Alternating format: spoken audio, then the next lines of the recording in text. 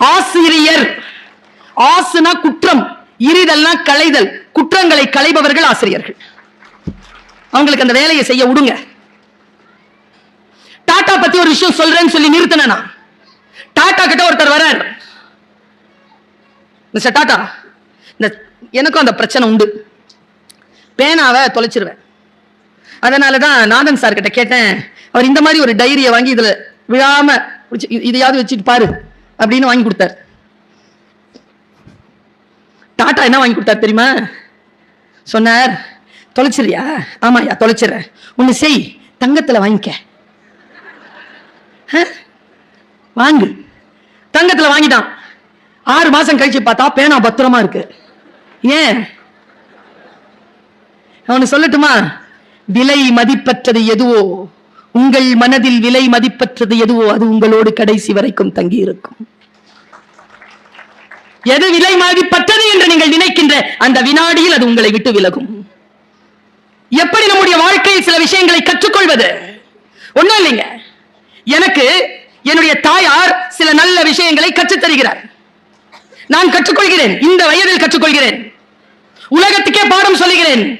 ஆனால் நல்ல விஷயங்கள் யார் வாயில் இருந்து வந்தாலும் உடனடியாக கற்றுக்கொள்கிறேன். அதற்கு பிரதி உபகாரமாக என்னுடைய வாழ்க்கை நான் எப்படி வடிவமைத்துக் கொள்வது என்று பார்க்கிறேன். நான் ஒரு ரகசியத்தை, சூட்சுமத்தை சொல்லுகிறேன். யார் எதை சொன்னாலும் அதை உடனடியாக கேட்டு அது உங்கள் வாழ்க்கைக்கு சரி வரும் என்று உங்களுடைய மூளைக்கு செலுத்தி வடிகட்டி புரிந்து கொண்டு அதை நடைமுறைப்படுத்தி பாருங்கள். என்கிட்ட ஒரு நாள் கவுன்சிலிங்க்கு ஒரு பிள்ளை வந்துச்சுங்க. ரொம்ப வெளிப்படையாவே சொல்றேன். 17 வயசு நாதன் சார். ஒரு லவ் அஃபேர். புள்ள படிக்க மாட்டேங்குது, ஃபர்ஸ்ட் இயர். லவ் அஃபேர் பண்ண பையனுக்கு 30 வயசு தாண்டி இருக்கு. இந்த பிள்ளை கேட்கவே மாட்டேங்குது. நான் அந்த குழந்தைய கூப்பிட்டு ஒரு 5 நாள் சிட்டிங் அந்த குழந்தை கிட்ட பேசுறேன். அந்த குழந்தை ஒரு மாதிரி மெல்ட் ஆயிட்டு அது புரிஞ்சுக்கிச்சு. இப்போ இருக்கிற என் வாழ்க்கையில நான் படிக்கணும் அப்படிங்கிறத நான் புரிஞ்சிருச்சுங்க. அதை புரிஞ்சுக்கிட்டு நான் இனிமேல் படிக்கிறேன், இதை பத்தி எல்லாம் நான் இனிமேல் பேச மாட்டேன், தேங்க்யூ அப்படின்னு எந்திரிக்கும் போது அவங்க அம்மா சொன்னாங்க, சனியனே இதைத்தானே 6 மாசமா நான் சொன்னேன். இப்ப என்ன செய்யறது? இந்த பெற்றோர்கள் இருக்கிறீங்கல்ல, நீங்கள் தான் உங்கள் குழந்தைகளின் கற்றலை தடுத்து நிறுத்துகிறீர்கள். ஆசிரியரா நான் சொல்றேன், ஆசிரியரா சொல்றேன். ஒரு குழந்தை கிட்ட நான் பேசுறேன். இன்னைக்கு 6 வயசு குழந்தை. எனக்கு தெரியாதா அந்த குழந்தைக்கு ஒரு கேள்வி கேட்டா அதுக்கு என்ன பதில் சொல்லணும்னு எனக்கு தெரியாதா? சொல்லவே விட மாட்டேங்குது அவங்க அம்மா. உன் பேர் என்ன? ஹேமந்த். உங்ககிட்ட கேட்டேன், என்ன படிக்குது? First standard. எந்த ஸ்கூல்ல படிக்குது? இந்த பள்ளிக்கூடத்துல. உனக்கு என்ன ரொம்ப பிடிக்கும்? விளையாடும், நிறைய விளையாடுவான். ஒண்ணும் இல்லைங்க, ஒரு விண்ணப்பத்தை பூர்த்தி செய்து தா என்று +2 படிக்கிற குழந்தைக்கு, +2 முடித்த குழந்தைக்கு கையில் கொடுக்கிறேன் அட்மிஷன் PRO-வானா. அது அவங்க அப்பா வாங்கி ஃபில்அப் பண்றாரு. ஏன்னா அவன் தப்பா ஃபில்அப் பண்ணுவாளா, பண்ணட்டோங்கிற நான். அடிச்சு எழுது, வாழ்க்கையை கற்றுக்கொள், எல்லாவற்றையும் நீங்களே தரணும். வாங்க ஃபர்ஸ்ட் இயர்ல வந்து ஜாயின் பண்ணுங்க, கெமிஸ்ட்ரி படிக்கணும், ஓகேவா? அனுமதியுங்கள் குழந்தைகளை. இன்னொரு விஷயம் சொல்றேன், குழந்தைகள் குழந்தைகளாக இருப்பதற்காகத்தான் பள்ளிக்கூடத்திலும் நம்முடைய வீடுகளிலும் இருக்கிறார்களே தவிர வளர்ந்து பெரியவர்கள் ஆவதற்காக அவர்கள் நம் வீட்டில் குழந்தைகளாக இல்லை என்பதனை எப்பொழுது நமக்கு புரிய வரும்? நான் சமீபத்தில் ஒரு நாட்டிற்கு பேச போயிருந்தேன். இப்ப கூட ட்ரம்ப் சார் அதுக்கு பொறுப்பெடுத்து இருக்கிறார். அந்த நாட்டுக்கு போயிருந்தேன்னா ஒரு மிகப்பெரிய விழா, பாரதி கலை மன்றம், MP நாதன் அவர்களும் வந்திருந்தார். மிகப்பெரிய விழா, 50வது ஆண்டு பொன் விழா, மீனாட்சி அம்மன் திருக்கோயிலில் நடக்கிறது. பிரமாதமாக பேசி முடித்தோம். மதியானம் சாப்பாடு. கொஞ்சம் தூரம் போய் சாப்பாட்டுக்காக உட்கார்ந்தோம். அந்த சாப்பாடு டேபிள்ல எனக்கு முன்னால உட்கார்ந்து இருந்த 60 வயது கடந்த ஒரு பேச்சாளர். சாப்பாடு வரத்துக்கு கொஞ்சம் நேரம் ஆச்சு. அப்பா அவர் 2 வார்த்தையை சொன்னார். சொல்லிட்டு சொன்னார், நானும் மக்களை சந்திக்கின்ற பேச்சாளர் தான், ஆனால் நீ அதிகமாக சந்திக்கிறாய். அதனால் எப்பொழுது மக்கள் கூட்டமாக இருக்கிறார்களோ அந்த கூட்டத்தில் நீ ஏற்கனவே சொல்லி இருந்தாலும் பரவாயில்லை, இந்த 2 கருத்தை சொல்லிவிடுவாயா என்று என்னிடத்தில் சொன்னார். நான் சொல்கிறேன் என்று அவரிடத்தில் வாக்கு தந்தேன். நான் உங்களிடத்தில் அதை சொல்லுவதற்கு முன்னால் ஒரு வாக்குமூலத்தை தந்து விடுகிறேன். கற்றல் நன்று என்பது என் தலைப்பு. உங்கள் அனைவருக்குமான மிக ஆழமான ஒரு ரகசிய சொல்லை சொல்லுகிறேன். நாம் ஒரு இடத்திற்கு சென்றிருப்போம். தேடி சென்ற பொருள் வேறாக இருக்கலாம், இறையருள் இருந்தால் கிடைப்பது அதைவிட சிறப்பானதாக இருக்கலாம். நான் சென்ற வேலை வேறு ஏதோதான், ஆனால் எனக்கு அந்த சாப்பாட்டு அறையில் அந்த டைனிங் டேபிள்ல கிடைச்ச அந்த 2 சொற்கள் இருக்குல்ல, அப்பொழுதுதான் நான் உங்கள் அனைவரின் மீதும் பொறாமைப்பட்டேன். பேச்சாளராக என் மீது நிறைய பேர் பொறாமை ஆச்சரியப்படுகிறார்கள். நான் சொல்லுகிறேன், யார் கொடுத்து வைத்தவர்கள் தெரியுமா? பேச்சாளர் கிடையாது, கேட்போர் தான் கொடுத்து வைத்தவர்கள். ஏனென்றால் பேச்சாளருக்கு கிடைக்கின்ற ஊதியம் வெறும் புகழும் செல்வாக்கும் பணமும் தான், பயணம் தான். ஆனால் கேட்போருக்கு கிடைக்கிற ஊதியம் மிக மிக உயர்வானது. அது பேச்சாளருக்கு கிடைக்கின்ற எல்லாவற்றையும் விட உயர்வானதாக இருக்கிறது என்பதனை புரிந்து கொண்டு அந்த வினாடியில் அந்த 2 சொற்கள் அப்படியே போய் நெஞ்சில் தைத்து விட்டது. அவர் சொன்னார், இந்த உலகத்தில் எல்லோருக்கும் எதையேனும் செய்துவிட வேண்டும் என்கின்ற முனைப்பு இருக்கிறது பர்வீன். அதற்காகத்தான் படிக்கிறார்கள், அதற்காகத்தான் பேசுகிறார்கள், அதற்காக எழுதுகிறார்கள், அதற்காக அதிகாரத்தில் வருகிறார்கள், தொழில் செய்கிறார்கள். அவர்களுக்கு என்ன தெரியவில்லை தெரியுமா? அவர்களிடத்தில் இயற்கை கொடுத்து வைத்த அவர்களை வைத்துக் கொண்டு என்ன செய்வது என்று அவர்களுக்கு தெரிவதே இல்லை. அதனால் தான் அவர்கள் அந்த காலம் முடிந்தவுடன் தனித்து விடப்படுகிறார்கள் என்று சொன்னார். ரொம்ப நுட்பமான வார்த்தை. ரோவர் கல்லூரி தலைவர் வரதராஜன் என்னை பார்க்கிறார். நான் ஒன்னு சொல்லட்டுமா? அவருக்கு அவரை வச்சுக்கிட்டு என்ன பண்றதுன்னு தெரிஞ்சிருக்கு. அதனால தான் வெள்ளை யானை எல்லாம் படிக்கிறார். ஒருவருக்கு தெரிய வேண்டும், தான் செய்கின்ற தொழிலை காட்டிலும் முக்கியமானது நம்மை வைத்துக் கொண்டு நாம் என்ன திட்டம் வைத்திருக்கிறோம். 2வது வார்த்தை சொன்னார், அது முதல் வார்த்தையை விட கம்பீரமானது. சிலருக்கு புரியும், சிலருக்கு புரியாது. புரிந்தவர்கள் பாக்கியசாலிகள். 2வதாக அவர் சொன்ன வார்த்தை என்ன தெரியுமா? If you touch, இங்கிலீஷ்ல சொன்னார், if you touch anything under the sky, it has its own price tag. தமிழ்ல என்ன அர்த்தம் தெரியுமா? இந்த உலகத்தில் நீ எதை தொட்டாலும் அதற்கு என்று ஒரு விலை இருக்கிறது. எந்த பொருளை தொட்டாலும் அது பணத்தோடு மட்டும் சம்பந்தப்பட்டது கிடையாது. இப்பொழுது சொல்லட்டுமா ஒரு விலையை? நீங்கள் எல்லோரும் இங்கே உட்கார்ந்து இந்த பேச்சை கேட்கிறீர்கள் இல்லையா? என் பேச்சை கேட்கிறீர்கள். என் பேச்சை கேட்பதற்காக நீங்கள் தரும் விலை என்ன தெரியுமா? ஃப்ரீ என்ட்ரி தானே சரவணன்? ஆனால் என் பேச்சை கேட்பதற்காக நீங்கள் தரும் விலை உங்கள் வாழ்க்கையில் மறுபடியும் பெற்றுவிடவே முடியாத அந்த வாழ்க்கையின் மணித்துளிகளை இதோ என் பேச்சிற்காக தந்து கொண்டிருக்கிறீர்கள். நான் உங்களிடத்தில் பேசுவதற்காக தந்து கொண்டிருக்கும் விலை என்ன தெரியுமா? இவர்கள் தருகின்ற கூலி கிடையாது. நான் மறுபடியும் என் வாழ்நாளில் பெற்றுவிட முடியாத அந்த வாழ்வின் மணித்துளிகளை இதோ உங்களிடத்தில் பேசுவதற்காக தந்து கொண்டிருக்கிறேன். இதை அவர் சொன்னார். இந்த உலகத்தில் நீ எதை தொட்டாலும் அதற்கு என்று ஒரு விலை உண்டு. நான் இப்படி சொல்கிறேன், கற்றல் நிகழ்கிறது. வந்திருக்கக்கூடிய திராவிட கொள்கை பற்றாளர் கவிதை பித்தன் அவர்களுக்கு கடவுள் நம்பிக்கை இருக்கிறதா என்று எனக்கு தெரியாது. நான் திராவிட கொள்கை பற்றுக் கொண்டவள், ஆனால் கடவுள் நம்பிக்கை கொண்டவள். கடவுள் நம்பிக்கை கொண்ட நான் சொல்லுகிறேன், கடவுள் நிகழ்ந்து கொண்டிருக்கிறது. கடவுள் கடந்த காலமோ எதிர்காலம் இல்லை. கடவுள் என்பது நிகழ்காலம், அது நிகழ்ந்து கொண்டிருப்பது. வார்த்தைகள் தான் நமக்கு, சில வார்த்தைகள் தான் நமக்கு சில ஞானத்தின் வாசல்களை திறந்து வைக்கிறது. நான் ஒரு வார்த்தை சொல்லுகிறேன். ரூமி சொல்கிறார், தொழுகையில் சில வினாடிகள் தொழுகை நிகழ்ந்து விடுகிறது என்று சொல்கிறார். அப்படி என்றால் என்ன பொருள்? தொழுகை நிகழ்த்துகின்ற எல்லா மணித்துளிகளிலுமா தொழுகை நிகழ்கிறது? கிடையாது. நீங்கள் மனதோடு அந்த பிரபஞ்சத்தோடு ஒன்றிணைகின்ற அந்த ஒற்றை வினாடியில் தொழுகை நிகழ்கிறது. அது எல்லோருக்கும் சாத்தியமாவது இல்லை என்பது ரூமியின் கருத்து. நான் சொல்லுகிறேன், வாழ்க்கையில் நம் வாழ்க்கையை மாற்றக்கூடிய சொல் யாருடைய உதடுகளில் ஒளிந்து கொண்டிருக்கிறது என்று நமக்கு தெரியாது. அது எந்த புத்தகத்திற்குள் ஒளிந்து கொண்டிருக்கிறது என்பது கூட நமக்கு தெரியாது. வந்து சேர்கின்ற பொழுது வாழ்க்கையில் மாற்றம் நிகழும். துயரம் என்ன தெரியுமா? சொல் வந்து சேரும், கவனம் சிதறும். வந்து சேர்கின்ற அந்த வினாடியில் மணி ஒலிக்கும். பக்கத்தில் இருக்கின்றவர்கள் இதோ அப்படி பேசிக் கொண்டே இருப்பார்கள். என் வகுப்பு இப்படி இருக்குங்க. சரவணன் ரொம்ப சந்தோஷப்படுற ஒரு விஷயம் சொல்றேன் தம்பி. இந்த ஆசிரியராக இருந்து 25 ஆண்டுகள் பூர்த்தி செய்த நாள் இன்று. ஆசிரியராக இருக்கின்ற என் வெள்ளி விழா. ரகசியம் என்ன தெரியுமா? என் வகுப்பில் யாரும் இதுவரைக்கும் ஃபெயில் ஆனதில்லை, ஃபெயிலாக விட்டதில்லை. இப்படி இருக்கும் என் அவை, இப்படி இருக்கும் என் சபை, இப்படி இருக்கும் என் வகுப்பு. வார்த்தைகள் தான் வந்து சேர்கின்ற பொழுது கவனம் சிதறும். கவனம் சிதறுகின்ற அந்த வினாடியில் வார்த்தை கடந்து போகும் பாருங்க. அது ஒரு சுத்திட்டு வரதுக்கு 30-40 வருஷம் ஆயிடும். காலத்தில் பயிற்சி என்பது போல் எந்த வினாடியில் கடவுள் போல் நிகழ்கின்ற அந்த சொல் நம்மை வந்து சேர்ந்துடணும். நான் சொன்னேன் இல்லையா, ஒரு நாட்டுக்கு போயிட்டு வந்தேன்னு. நடுவில் ஒரு 2 நாள் லீவ் இருந்துச்சு, நிகழ்ச்சி இல்ல. பக்கத்து நாட்டுக்கு போகிறதுக்கான வாய்ப்பு, அவங்க ரொம்ப நெருக்கடியான வாய்ப்பு. அது அந்த வாழ்க்கையில எனக்கு பேச போகின்ற பொழுது கிடைக்கின்ற அனுபவங்கள் இருக்கு இல்லையா, அது கூலியை விட அதிகமானது, அதிக பெருமதியானது. 2 விஷயங்களை நான் பெற்றுக்கொண்டேன். என் அனுபவங்கள் உங்கள் அனுபவங்கள் போல்தான். ஆனால் உங்கள் பார்வை வேறு, என் பார்வை வேறு இல்லையா? அந்த வேற்றான பார்வையில் எனக்கு கிடைத்த அந்த அனுபவங்களை நான் சொல்லுகின்ற பொழுது நீங்கள் அதை நேரடியாக கடந்து வந்திருந்தாலும் உங்களுக்குள் ஒரு கற்றல் நிகழ்ந்து விடுகிறது என்பதுதான் என் பேச்சின் வெற்றி. ஒரு வீட்டுக்கு நான் போயிருந்தேன். அந்த வீட்டுல ஒரு 6 மாச குழந்தை, பேரழகின் பெட்டகம்.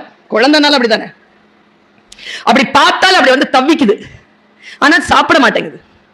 சாப்பிடாம அழிசாட்டியம் பண்ற அந்த குழந்தைய அவங்க அம்மா சாப்பிடுற ஊட்டுறதுக்கு அவ்வளோ பாடுபட்டு இருந்தா. நான் தங்கி இருந்த வீட்டுல அவங்க அம்மா சொன்னாங்க, நீ பாட்டு பாடு, இந்த குழந்தை சாப்பிடும். அந்த பொண்ணு போய் டேப் ரெக்கார்டர் போடுறதுக்கு முன்னால யோசிச்சுது, அம்மா நானே பாடலாமான்னு கேட்டுச்சு. இந்த அம்மா பாடு பாடு, சாப்பிடுதான்னு பார்ப்போம், பாடு, பயமுறுத்தாம பாடு.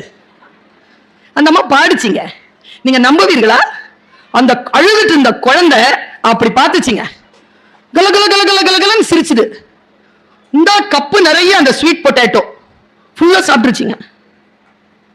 பாட பாட சாப்பிடுதுங்க. அது 3 நாள்ல 100 முறையாவது நான் அந்த பாட்டை கேட்டிருப்பேன். இந்த குழந்தை 6 முறை தான் சாப்பிட்டுச்சு.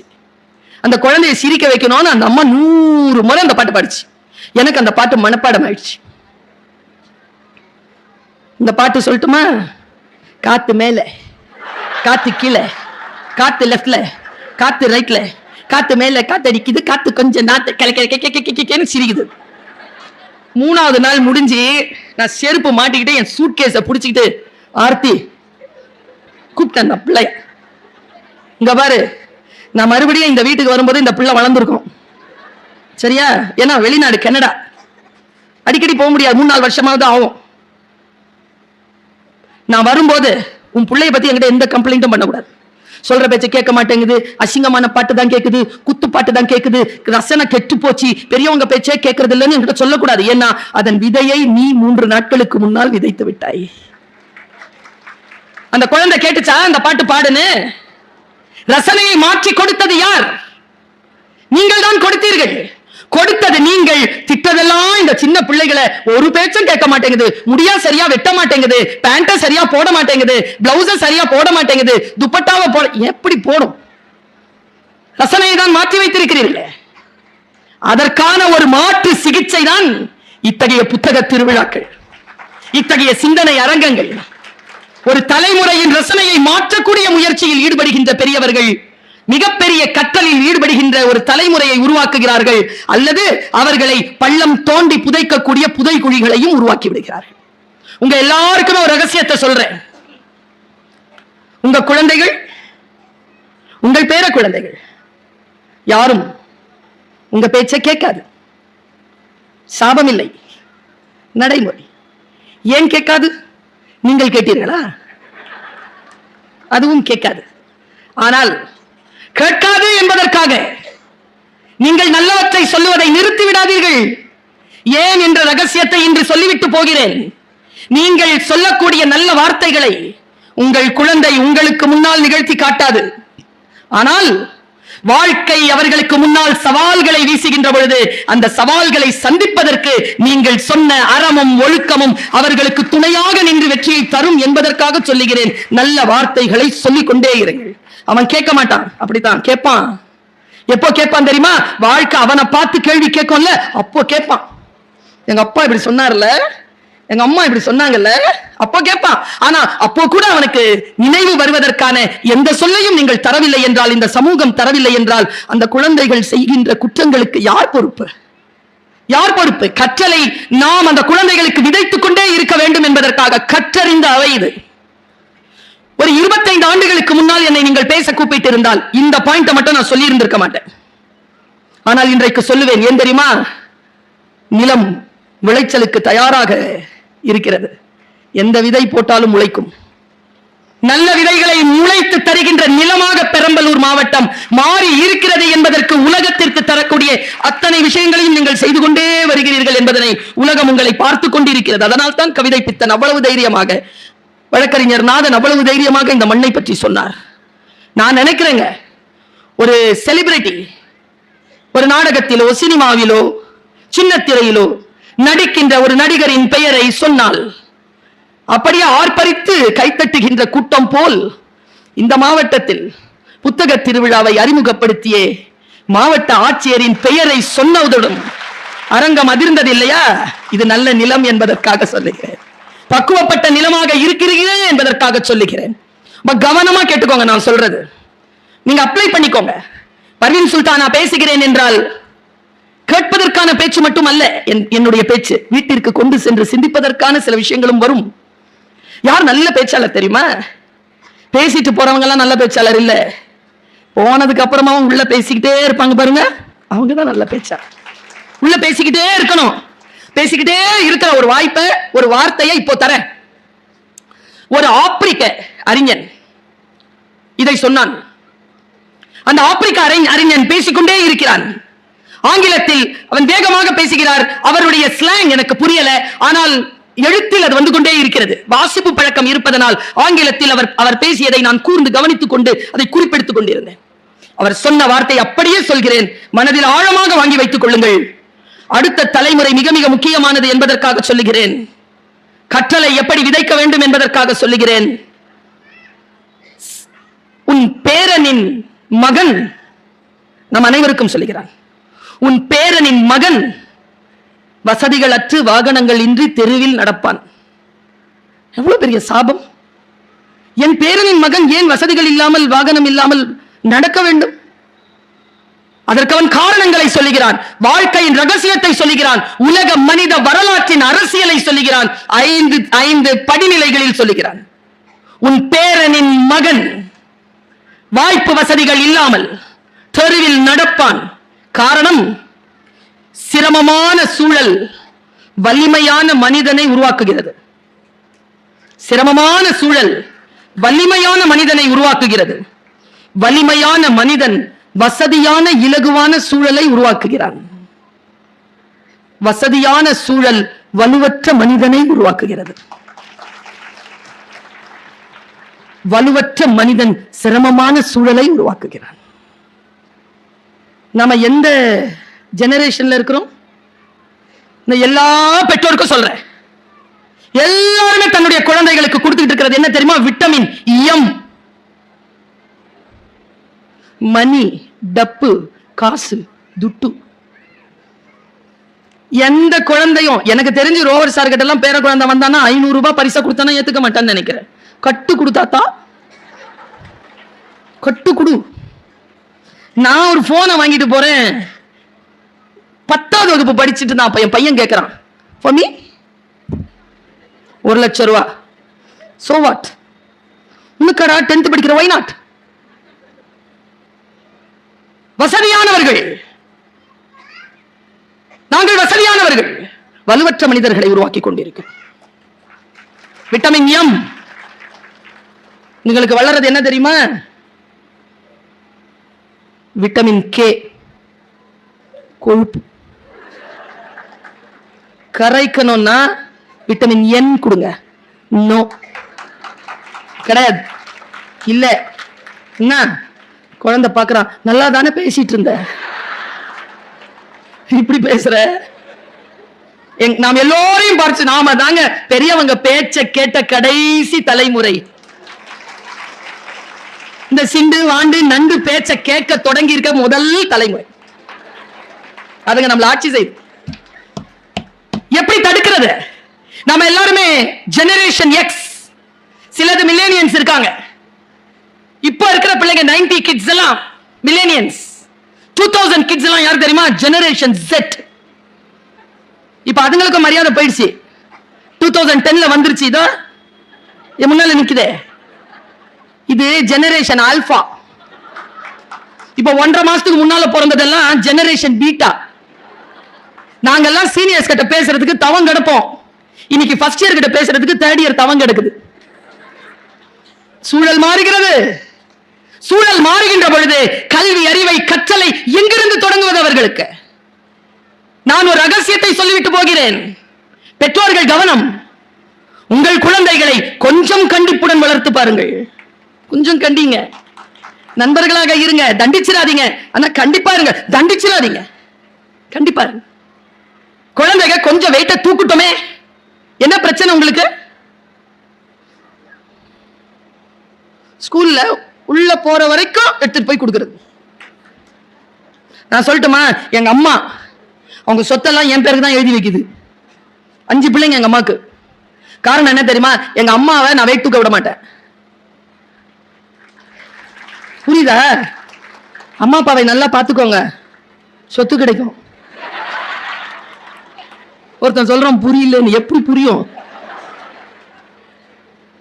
குழந்தைகளை கொஞ்சம் வெயிட் தூக்க விடுங்க. ஏன் தெரியுமா? தன் கைகளில் பெற்றோர்களின் பெரியவர்களின் கரங்களில் இருந்து தன்னுடைய கரத்திற்கு வெயிட்ட தூக்கிக்கிற குழந்தைகள், அந்த பெற்றோர்களை அவர்கள் முதிர முதிர இவர்கள் பார்த்துக் கொள்வார்கள்.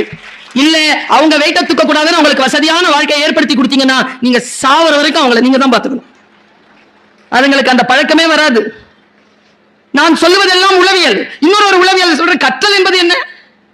இந்த உலகத்தில் எங்கோ நிகழ்ந்து கொண்டிருக்கிறது, உங்களுக்கு வந்து சேர்கிற போது நீங்கள் கற்றுக்கொள்கிறீர்கள். அதனால தான் அவர் சொன்னார், புதியன விரும்பு. எனக்கு எல்லாம் தெரியும், அவனுக்கு ஒன்றும் தெரியாது. நான் சொல்றேன், தெரியாமத்தான் கேட்கிறேன், தெரிஞ்சு கேட்கிறேன்னு அர்த்தம். உஷாரா இருக்கணும். நான் ஒன்னு சொல்றேன், நீ தப்பா நினைச்சுக்க மாட்டிய, தப்பா நினைச்சுக்கிற மாதிரி ஏதோ சொல்ல போறான்னு அர்த்தம். கவனம். கவனத்தோடு இருக்கக்கூடியவர்கள் கற்றலில் ஈடுபடுகிறார்கள். கற்றல் அவர்களுக்கு புதிய புதிய பாதையை திறந்து கொடுக்கிறது. ஒரு நுட்பமான ஒரு அரசியலை சொல்லுகிறேன். கற்றல் எங்கிருந்து தொடங்குகிறது? மனிதனுக்கும் விலங்குக்கும் இருக்கக்கூடிய வித்தியாசம் என்ன தெரியுமா? விலங்கு கற்றுக்கொண்டு பிறக்கிறது, மனிதன் தான் பிறந்த பிறகு கற்றுக்கொள்கிறான். அவனுக்கு மட்டும்தான் அந்த வாய்ப்பு. ஆனா நீங்க பாருங்க, உலகத்துல பாருங்க, எந்த உயிரும் எப்படி இருந்ததோ அப்படிதான் இருக்கு. மனிதன் மட்டும்தான் வளர்ந்து கொண்டே இருக்கிறான். எப்படி நம்முடைய குழந்தைகளுக்கு நாம் அறிவை தருவது? நான் ஒண்ணு இன்னைக்கு சொல்றேங்க, ஒரு டிக்ளரேஷனாவே சொல்றேன். இந்தியாவில் எத்தனையோ மாநிலங்கள், அவர்கள் எல்லா மாநிலங்களை காட்டிலும் தமிழ்நாடு கொஞ்சம் வித்தியாசமானதுதான். இதை நான் சொல்லல, ரஜினிஷ் ஓஷோ சொல்கிறார். ஏன் தமிழ்நாட்டு மக்கள் மட்டும் வித்தியாசமாக இருக்கிறார்கள்? ஓஷோ புக்ஸ் இருக்கு, நீங்க போய் தேடி பாருங்க. மறைந்திருக்கும் உண்மைகளில் பேசுகிறான் ஓஷோ. ஏன் தமிழ்நாட்டு மக்கள் மட்டும் வித்தியாசமாக இருக்கிறார்கள்? கேட்ட கேள்விக்கு ஓஷோ தந்த பதில், அவர்கள் தான் இந்தியாவின் பூர்வீக குடிகள். என்ன வார்த்தை இது? பூர்வீக குடிகள் நாங்கள். சுயமரியாதை துடிச்சு போயிட்டாருங்க. கவிதை பித்தன் பக்கத்துல உட்கார்ந்து, காலில் விழுவது ஜெயராஜ் அவர்களின் மரபு சார்ந்த சிந்தனை. யார் காலிலும் நானும் விழமாட்டேன், என் காலிலும் யாரையும் விழ அனுமதிக்க மாட்டேன் என்கின்ற சுயமரியாதை கூட்டத்தில் இருந்து வந்த சிங்கம் கவிதை பித்தன். அது நிகழ்ந்து போனதாக இருந்தாலும் மேடையில் அப்படி சொல்லிவிட்டாரே என்று பதை பதைத்தபடி வந்தாருங்க. நான் சொன்னேன், சார் கிட்ட இன்னும் மிச்சம் இருக்கும். எங்கள் காட்டிலே ரியல் சிங்கங்களாக உலவிக் கொண்டிருந்த சிங்கங்களில் ஒன்று இதோ உயிர்ப்போடு இதோ மேடை அருகில் வந்து கொண்டிருக்கிறது பாருங்கள் நாதன் சார் என்று அவர்களிடத்தில் நான் சொன்னேன். எந்த வார்த்தைக்குள் என்ன இருக்கிறது என்பதனை கண்டுபிடிக்கக்கூடிய விஷயம். குழந்தைகளுக்கு நாம் அந்த ஷார்ப்னஸ் கொடுக்கிறோமா? வார்த்தைகளுக்கு உள்ளே இருக்கக்கூடிய அரசியலை அவர்களுக்கு நாம் தருகிறோமா? நான் பாருங்க, குழந்தைகள் எப்படி வளர வேண்டும் என்று சொல்கிறேன். ஒரு ஆசிரியையாக சொல்கிறேன், குழந்தை எப்படி வளரணும். கல்யாண்ஜி எழுதினர், நல்லா தெரிஞ்சுக்கோங்க. குழந்தைகள் உங்கள் சொல்லை கேட்டு வளர்வதே இல்லை, உங்களை பார்த்து வளர்கிறார்கள். உங்களை பார்க்கிறார்கள், உங்கள் அசைவுகளை பார்க்கிறார்கள். எல்கேஜில ஒரு குழந்தை சாப்பிடல 3 நாளா. அந்த டீச்சர் எனக்கு முன்னால பெற்றோருக்கு போன் பண்றாங்க. இந்த பெற்றோர் போன்ல சொன்னதை ஸ்பீக்கர் போட்டு அந்த டீச்சர் எனக்கு காட்டினாங்க. என்ன சொல்றாங்க பாருங்க மேடம். நானும் தான் பாக்குறேன், 3 நாளா டிஃபன் பாக்ஸ் வருது வீட்டுக்கு. என்ன பண்றது? நீங்க கிளாஸ் டீச்சர் தானே, நான் வேலையால இருக்கிறேன். உங்ககிட்ட செல்போன் இருக்கா? இருக்குது. குழந்தை சாப்பிடலன்னா அது கையில கொடுங்க. யாரு? டீச்சர். செல்போன் கொடுக்கணுமா? உங்களுக்கு தெரியுமா, ப்ளூ லைட் இருக்குல்ல, செல்போன்ல வரக்கூடிய லைட் உங்களுடைய குழந்தையின் அறிவை மழுங்க செய்கிறது என்று உளவியலாளர்கள் அறிவியலாளர்கள் சொல்கிறார்கள். வகுப்பறைகளில் அதுதான் பேன் செய்யப்பட்டது. கொண்டு வரக்கூடாதுன்னு சொன்னோம். கொரோனாவுக்கு அப்புறமா அதை கொண்டு வாங்கன்னு சொல்லக்கூடிய நிலையை காலம் உருவாக்கி விட்டது. கற்றல் நிகழ்கின்ற பொழுதே கல்யாண்ஜி சொன்னார், வேலைக்காரியின் மடியில் உட்கார்ந்து இருந்த குழந்தை பிஸ்கட் வாங்கி தந்த, நல்ல காட்சியை பார்த்துக்கோங்க. வேலைக்காரியின் மடியில் உட்கார்ந்திருந்த, இடுப்பில் உட்கார்ந்திருந்த குழந்தை பிஸ்கட் வாங்கி தந்த வேலைக்காரியின் வாயில் அதை திணித்தது, சாப்பிடு என்று. பாவம், ஒரு அப்படி முடிப்பார் கவிதையை, பாவம் எலி வேட்டை தெரியாத பூனைக்குட்டி. எனக்கு பிஸ்கட் வாங்கி கொடுத்த வேலைக்காரிக்கு சாப்பிடுன்னு சொல்லிச்சான் அந்த பாப்பா. பாவம் எலிவேட்டை அறியாத பூனைக்குட்டி. எங்கள் வீடுகளில் எலிவேட்டைகளை நாங்கள் பூனைக்குட்டிக்கு சொல்லித் தருவதே இல்லை. அதுதான் தமிழருடைய பண்பாடு. வளர்ந்தால் வெளியில் போய் வேண்டுமானாலும் நீ கற்றுக்கொள்ளே தவிர வீட்டிற்குள் இந்த வாழையெல்லாம் நீ ஆட்ட முடியாது என்பதுதான் நாம் நம்முடைய குடும்ப அமைப்பில் வைத்துக் கொண்டிருக்கக்கூடிய சட்டத்திட்டம். அது குலைய அனுமதிக்காதீர்கள். குழந்தைகள் மீது கவனமாக இருங்கள். அப்பொழுதுதான் கற்றல் நிகழும். லூயி மன்னன், 16ஆம் லூயி மன்னன், நான் வரலாறு பேசுகிறேன். பிரெஞ்சு புரட்சி நடப்பதற்கு முன்னால் 16ஆம் லூயி மன்னன் சொன்ன ஒரு காரியம் வரலாற்று ஏடுகளில் பதிவு செய்யப்பட்டிருக்கிறது. பிரெஞ்சு புரட்சி வருவதற்கு அது காரணமாக இருந்திருக்கிறது என்று வரலாற்றாசிரியர்கள் சொல்லுகிறார்கள். அந்த செய்தி என்ன தெரியுமா? வேலைக்காரிகளுடன் விளையாடிக் கொண்டிருந்த 16ஆம் லூயி தன் 4.5 வயதில் சொன்னானாம் வேலைக்காரியின் கையை நீட்டி, அது எப்படி உனக்கும் 5 விரல்கள்? எவ்வளவு ஆணவம்! என் வீட்டு வேலைக்காரி நீ, என்னை போல் விரல்கள் உனக்கு இருப்பதற்கு உனக்கு எந்த தகுதியும் கிடையாது என்று சொல்லி வளர்க்கப்பட்ட அந்த குழந்தை கடைசியில் சாம்ராஜ்ய சரிவைதான் சந்தித்தது என்று உலக புரட்சி வரலாறு சொல்கிறது. குழந்தைகளுக்கு எதை சொல்லி தருகிறோம்? நாம் எப்படி வளர்க்கப்படுகிறது குழந்தை? எப்படி நாம் ஒரு விஷயத்தை சொல்லித் தருவது? நீங்க எல்லாருமே டாடா பற்றி கேள்விப்பட்டிருப்பீர்கள். டாடா அவர் இறந்த பொழுது அவருடைய புகழ் உரைகள் நிறைய எங்களுக்கு செய்திகளில் வந்து சேர்ந்தன. அதையெல்லாம் நான் சொல்ல இல்லை. அவர் சொன்ன ஒரு பாயிண்ட மட்டும் சொல்றேன். எனக்கு எப்பொழுதும் என்ன தெரியுமா? எது எங்கே நடந்தாலும், என்னுடைய தகப்பனார் எனக்கு சொன்னதுங்க, எது எங்க நடந்தாலும், யாரை நீ கடந்து போனாலும் கற்றுக்கொண்டு கடந்து போ, கத்துக்கோ. நான் PhD முடிச்சிட்டு எங்க அப்பா கிட்ட கொண்டு வந்து காட்டுறேன். எங்க அப்பா சொன்ன வார்த்தை என்ன தெரியுமா? அவர் இன்னைக்கு உயிரோட இல்ல, அவர் வாய் மூடி இருக்கு, இந்த வாய் திறந்து இருக்கு. அவர் சொன்ன வார்த்தை அப்படியே சொல்றேன். எங்க அப்பா என்கிட்ட சொன்னார், சுல்தானா PhD டாக்டர் உன்ன மாதிரி எத்தனையோ 1000 பிள்ளைகள், எத்தனையோ லட்சக்கணக்கான பொம்பளை பிள்ளைகள் படிக்கிறதுக்கு வாய்ப்பே இல்லாம இருக்காங்க தாய். நீ படிச்சிட்ட, உனக்காக இல்ல, எத்தனையோ பேர் படிக்கல, அவங்களுக்காக எல்லாம் சேர்த்துதான் நீ படிச்சிருக்க அப்படிங்கறத மட்டும் நினைவில் வச்சுக்கிட்டு களமாடு. இது உனக்காக மட்டுமல்ல, உன் கல்வி உனக்காக அல்ல, நீ கற்றுக்கொண்டது உனக்காக அல்ல. நீ சிறிய அளவில் கற்றுக்கொண்டு இருந்தாலும் அந்த சிறிய அளவையும் பயன்படுத்துங்கள் என்று சொல்லுகிறார் நபிகள் நாயகம் அவர்கள். அவருடைய ஹதீசுகளில் மிக முக்கியமான ஹதீஸ். பெண்களிலே உயர்ந்த பெண்கள், அன்சாரிய பெண்கள், அவர்கள் கல்வி கற்பதற்கு வெட்கத்தை ஒரு தடையாக பெறுவதில்லை என்று ஆயிஷா நாயகம் அறிவிக்கிறார்கள். அந்த ஹதீஸை தலபுல் இல்மி ஃபரீதத்துன் அலா குல்லி முஸ்லிமின் வ முஸ்லிமத்தின், ஆணாகவும் பெண்ணாகவும் பிறந்திருக்கக்கூடிய ஒவ்வொருவருக்கும் கல்வி என்பது கடமையாக்கப்பட்டிருக்கிறது என்று சொல்லுகிறது இஸ்லாம். கல்வி கற்றல் நன்று. பகவத்கீதை சொல்லுகிறது, கற்றுக்கொள்.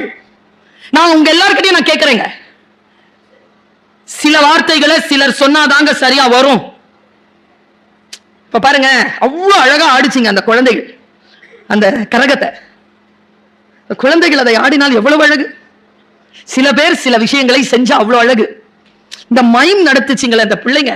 இந்த யானைய நேர்ல பார்க்காதனா இந்த யானைய பார்த்தேங்க. அங்க ஒரு புலிய பார்க்காதனா ஒரு புலிய பார்த்தேன். எப்படி நடித்து காட்டினார்கள். சில விஷயங்களை சிலர் செய்தால்தான் அழகு. எல்லாரும் எல்லாத்தையும் செஞ்சிட முடியாது.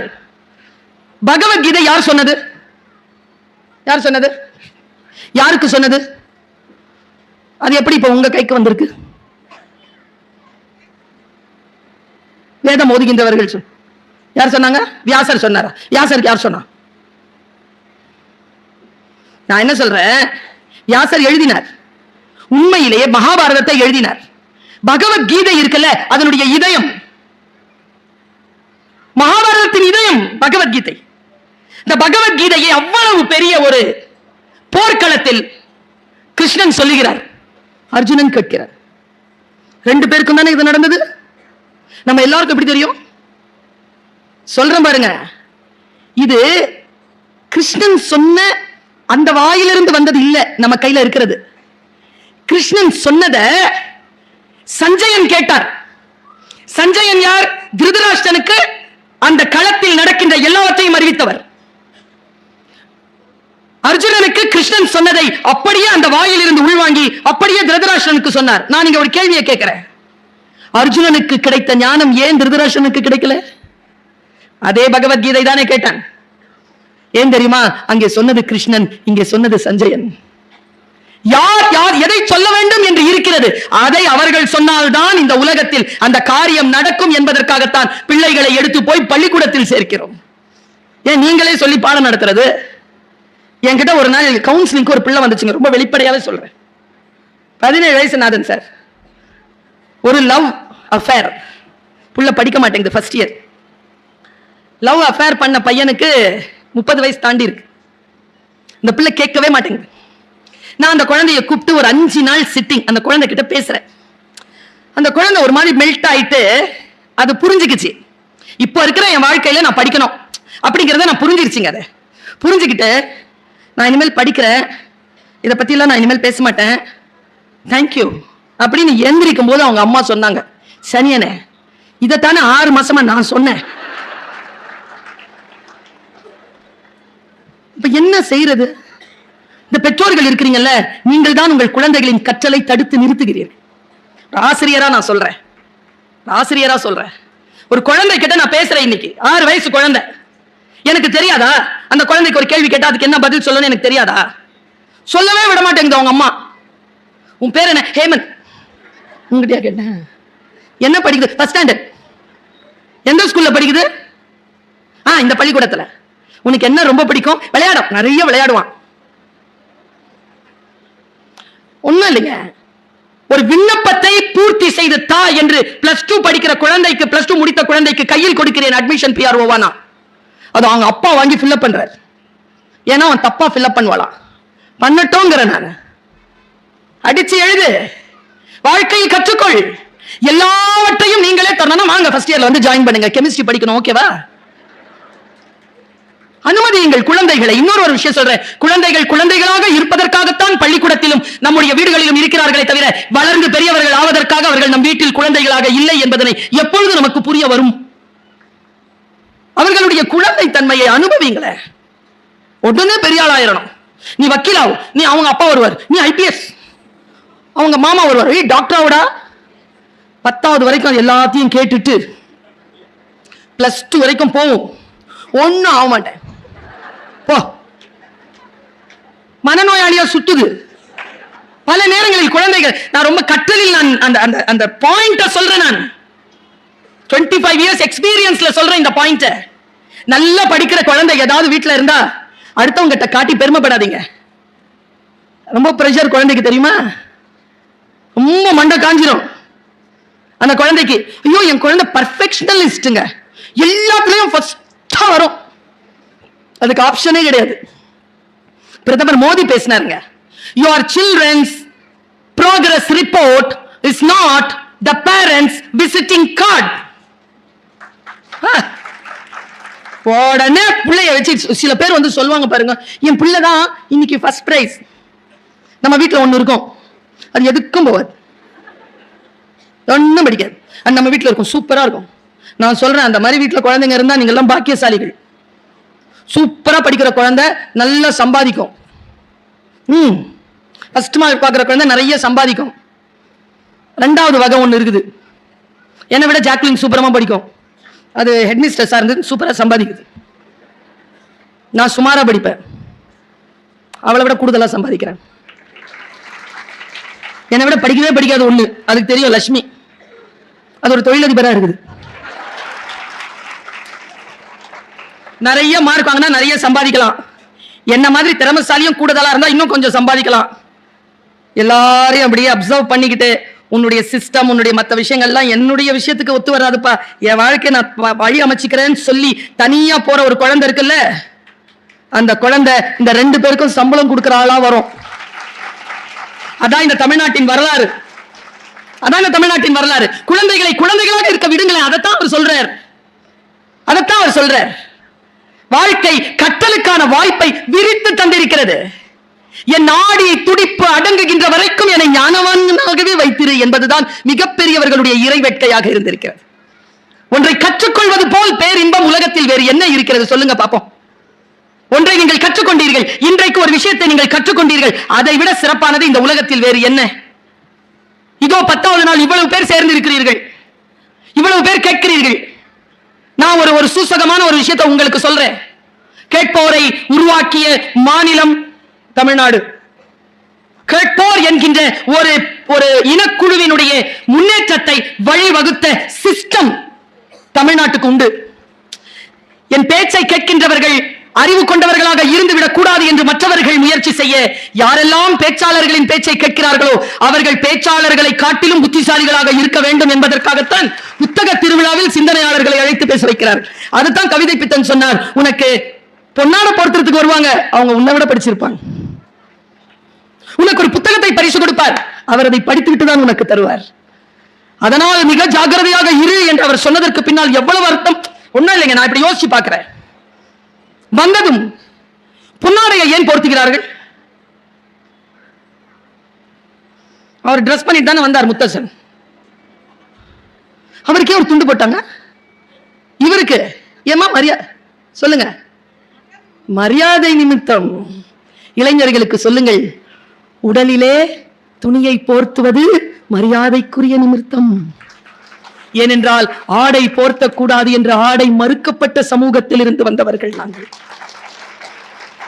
அதனால் ஒருபோதும் ஆடைகளை குறைக்கும் அரசியலை புரிந்து கொண்டு என் உடலை நான் காட்ட மாட்டேன், இது என் சுயமரியாதைக்குரிய விஷயம் என்று பெண்களும் ஆண்களும் சிறந்து நிற்க வேண்டும் என்பதற்கான வெளிப்பாடுதான் மரியாதைக்காக ஒரு துண்டை எடுத்து அப்படி போத்துறது. கலைஞர் ஒரு சூப்பர் விஷயத்தை செஞ்சார். பயனாடைன்னு கொடுக்காம பொன்னாடைன்னு கொடுத்தார். ஏன் தெரியுமா? பயனாடை கொடுத்தா அவங்களுக்கும் போத்துறவங்களுக்கு மட்டும் தான் தெரியுது, தூரமா இருக்கிறவனுக்கு தெரியல என்ன பண்றாங்கன்னு. அதனால பளபளப்பா எடுத்து போத்தி விட்டார். நெய்ப்பார் உடம்ப போத்து. எனக்கும் பல நேரங்கள்ல யோசனை உண்டு, இந்த பொன்னாடை என்ன பண்றது? இந்த பிளவுஸ்லாம் அதுல தைச்சதில்லை, பார்க்காதீங்க, இது வேற மெட்டீரியல். நல்ல வேளை ரோவர் சார் வந்து புடவை கொடுத்தார். பயனாடை இல்லாமல் அது பயனாடையே பொன்னாடையாக கொடுத்தார். போட்ட வேஷ்டிகள் எல்லாம் பொன்னாடைகள் இல்ல, பட்டாடைகள், பொன்னால் நெய்யப்பட்ட பட்டாடைகளை கொடுத்தார். சான்றோர்களை இப்படித்தானே கொண்டாடிவிட முடியும் நம்மால். யாரெல்லாம் சொல்லிக் கொடுக்கிறார்களோ, குரு என்கின்ற சொல் சமஸ்கிருத சொல். கு என்றால் இருள், ரு என்றால் விளக்குதல். குரு என்றால் இருளை விளக்குபவன் அர்த்தம். ஆசிரியர், ஆசுனா குற்றம், இரிதல்னா களைதல், குற்றங்களை களைபவர்கள் ஆசிரியர்கள். அவங்களுக்கு அந்த வேலையை செய்ய விடுங்க. உங்க பிள்ளை பொய் சொல்லுது, என் பிள்ளையா அது பொய் சொல்ல தெரியாது, சூப்பரா சொல்லும். 4 பேரோடு சேர்ந்துதான் என் பிள்ளை பாழா போகுது. நானும் அந்த 4 பேரை 25 வருஷமா தேடி ஒரு முடிவுக்கு வந்தேன். அந்த 4 பேருக்கு லீடரே இதுதான். உங்க எல்லா என் பிள்ளையும் சேர்த்து சொல்றேன், எல்லா பிள்ளைங்களுக்கும் 2 பேர் இருக்கு. ஒரு பேர் நம்ம வீட்டுல வச்சா மாணிக்கம், அதுக்கு உள்ள ஒரு பேர் வளர்ந்துட்டு இருக்கு பாட்சா. உள்ள இருக்குது, ரெண்டு வேஷத்துல இருக்குது. டீச்சர்களுக்கு தெரியும் அந்த 2வது வேஷம் என்னன்னு. சொன்னா கத்துக்கோங்க. நம் பிள்ளைகளை சரி செய்வதற்கு நாம் என்ன செய்ய போகிறோம் பாருங்க. சொற்களில் இருக்கக்கூடிய சூட்சுமத்தை புரிந்து கொள்வதற்காக நான் சொல்லுகிறேன். என்று சொல்வதற்கான ஒரு விஷயமா நான் இதை பார்க்கிறேன். இப்ப வந்து அமெரிக்க நாட்டுல ட்ரம்ப் உள்ள வர போனவர் என்ன பண்ற, அந்த ரீல்ஸ் பாக்குறேன். அந்த டேபிள அந்த செக்ரட்டரி வந்து சொல்றாரு ட்ரம்ப் சார் கிட்ட, அந்த மாண்பமை ட்ரம்ப் அவர்கள், கீழே ஒரு டிரா இருக்கு, அதை தரங்க அப்படிங்கிற. என்ன இருக்கு அதுல? அதுல அந்த பைடன் சார் போனார்ல, அவர் வந்து ஒரு தேங்க்ஸ் நோட் ஒன்று போட்டிருக்காரு பாருங்க. அவர் பிரிச்சு, நல்ல வேளை நீ இதை சொன்ன, நீ சொல்லாம இருந்திருந்தா இந்த ஆட்சி முடியும் வரை நான் இதை பார்த்திருக்க மாட்டேன்னு சொன்னார். பாருங்க, ஒரு தலைவருடைய ஸ்டேட்மெண்ட். அதே நாட்டில் ஜனாதிபதியாக இருந்த ஒரு மனிதருடைய ஸ்டேட்மெண்ட். அவர் பேர் ஜேம்ஸ் புச்னன். ஜேம்ஸ் புச்னன் தன்னுடைய டென்யூர் முடிச்சிட்டு ஒயிட் ஹவுஸ்ல இருந்து வெளியில போறார். உள்ள வந்தது யார் தெரியுமா? Abraham Lincoln. ஆப்ரஹாம் லிங்கனுக்கு முன்னால ஜேம்ஸ் புச்னன். வெளியில வரும்போது ஜேம்ஸ் புச்னன் ஆப்ரஹாம் லிங்கன் கை குலுக்கி விட்டு அவர் ஒரு வார்த்தையை சொன்னார், மிஸ்டர் ஆப்ரஹாம் லிங்கன், நான் இந்த வெள்ளை மாளிகையை விட்டு வெளியேறுகின்ற பொழுது எப்படி மனமகிழ்ச்சியுடன் வெளியேறுகிறேனோ அதே மனமகிழ்ச்சியுடன் நீங்களும் உள்ளே வந்தால் நீங்கள் தான் இந்த உலகத்தில் மிக சிறப்பான மகிழ்ச்சியான மனிதர். நான் சொன்ன உடனே நீங்க கை தட்டிட்டீங்க. ஆனா சொன்ன வார்த்தை என்னங்கிறது வீட்டுக்கு போய் அமைதியா யோசிச்சு பாருங்க. நான் சொல்ற ஏற்ற இறக்கத்துல நீங்க கை தட்டிட்டீங்க. நான் வெளியேறுகின்ற பொழுது ஒரு மகிழ்ச்சியுடன் வெளியேறுகிறேன், அதே மகிழ்ச்சியுடன் நீ உள்ளே வருகிறாயா? ஒன்றை துறக்கும் பொழுது இருக்கக்கூடிய மகிழ்ச்சி ஒன்றை பெறுகின்ற பொழுது இருக்கின்றது என்றால் நீதான் இந்த உலகத்தில் ஆகச் சிறந்த மனிதன் என்று சொல்லுகின்ற அந்த வார்த்தை தான் அவர் சொன்னார்ல, அப்பொழுதலர்ந்த செந்தாமரையை வென்றதம்மாம் கம்பன், உனக்குதான் ராஜாங்கம் அப்படின்னா காதல் உற்றிலன் இகழ்ந்திலன். உனக்கு ராஜாங்க இல்ல, இப்பொழுது எம்மனோர்க்கும் எம்பதற்கு எளிதோ, யாரும் செப்பரங்குணத்து ராமன் திருமுக செவ்வி நோக்கின் ஒப்பதே முன்பு பின்பு. இருக்குன்னும் போது எப்படி சிரிச்சுக்கிட்டே இருந்தானோ, இல்லன்னும் போது அதே மகிழ்ச்சியில இருந்தானோ. அவன் லீடர். லீடர்ஷிப்ங்கிறதுக்கு என்னங்கிறதுக்கு ஜேம்ஸ் புச்னன் ஆபிரகாம் லிங்கனுக்கு பாடம் எடுக்கிறான். டாடா பத்தி ஒரு விஷயம் சொல்றேன்னு சொல்லி நிறுத்தினா, டாடா கிட்ட ஒருத்தர் வர்றார். மிஸ்டர் டாடா, எனக்கும் அந்த பிரச்சனை உண்டு, பேனாவை தொலைச்சிருவேன். அதனாலதான் நாதன் சார் கிட்ட கேட்டேன், அவர் இந்த மாதிரி ஒரு டைரியை வாங்கி இதுல விழாம இதையாவது வச்சுட்டு பாரு அப்படின்னு வாங்கி கொடுத்தார். டாடா என்ன வாங்கி கொடுத்தார் தெரியுமா? சொன்னார், தொலைச்சிரியா? ஆமாயா தொலைச்சிடுறேன், ஒண்ணு செய், தங்கத்துல வாங்கிக்க. வாங்கு. தங்கத்துல வாங்கிட்டான். 6 மாசம் கழிச்சு பார்த்தா பேனா பத்திரமா இருக்கு. ஏன்? அவனு சொல்லட்டுமா? விலை மதிப்பற்றது எதுவோ, உங்கள் மனதில் விலை மதிப்பற்றது எதுவோ அது உங்களோடு கடைசி வரைக்கும் தங்கி இருக்கும். எது விலை மதிப்பற்றது என்று நீங்கள் நினைக்கின்ற அந்த வினாடியில் அது உங்களை விட்டு விலகும். எப்படி நம்முடைய வாழ்க்கையில் சில விஷயங்களை கற்றுக்கொள்வது? ஒண்ணும் இல்லைங்க, எனக்கு என்னுடைய தாயார் சில நல்ல விஷயங்களை கற்றுத் தருகிறார். நான் கற்றுக்கொள்கிறேன், இந்த வயதில் கற்றுக்கொள்கிறேன், உலகத்துக்கே பாடம் சொல்லுகிறேன். ஆனால் நல்ல விஷயங்கள் யார் வாயில் இருந்து வந்தாலும் உடனடியாக கற்றுக்கொள்கிறேன். அதற்கு பிரதி உபகாரமாக என்னுடைய வாழ்க்கை நான் எப்படி வடிவமைத்துக் கொள்வது என்று பார்க்கிறேன். நான் ஒரு ரகசியத்தை, சூட்சுமத்தை சொல்லுகிறேன். யார் எதை சொன்னாலும் அதை உடனடியாக கேட்டு அது உங்கள் வாழ்க்கைக்கு சரி வரும் என்று உங்களுடைய மூளைக்கு செலுத்தி வடிகட்டி புரிந்து கொண்டு அதை நடைமுறைப்படுத்தி பாருங்கள்.